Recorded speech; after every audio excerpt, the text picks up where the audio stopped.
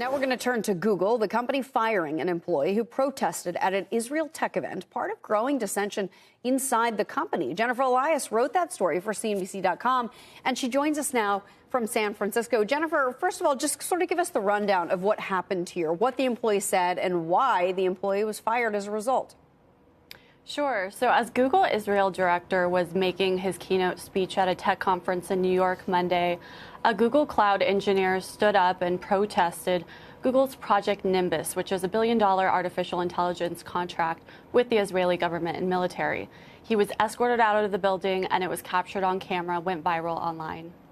We found that the company fired him yesterday, reasoning that it was interfering with an official company-sponsored event. But we also found this week that Google prematurely shuttered an internal discussion forum in the company ahead of a planned International Women's Day summit after a swarm of comments about the Middle East crisis and Palestinian women gained popularity in the forum.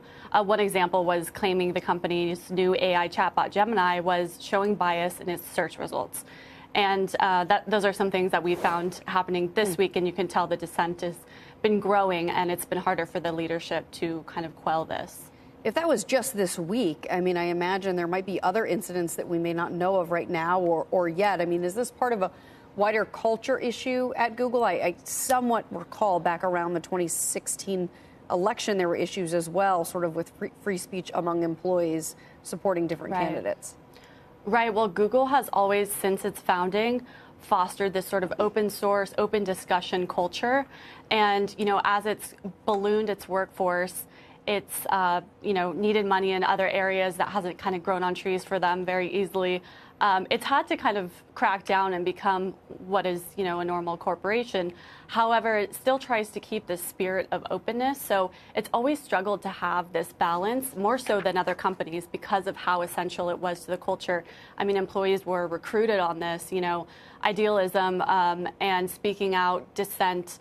The founders did it themselves before stepping down. So this is something that was sort of inherited to current CEO Sundar Pichai, and something he's had to balance. What has Google said either about the termination of the employee? I assume it is simply that this individual was disrupting a company function. It had nothing to do with the content of the messaging that person said. But in the other case where the chat or messaging service was swamped with comments about the Hamas-Israel conflict, what has the company said there, if anything?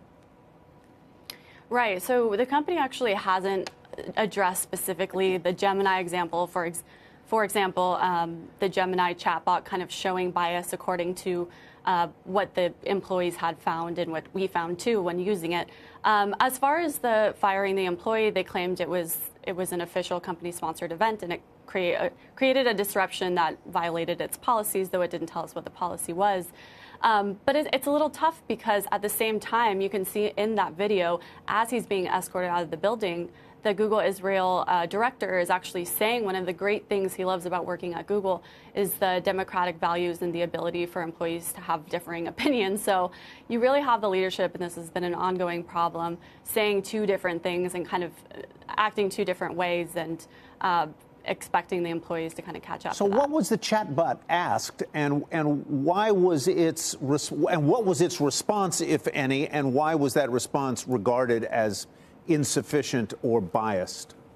Well, one example we found was an employee tested it asking Gemini chatbot if women in Gaza deserve human rights, and it actually didn't have results. It said check it out on Google search or look it up separately.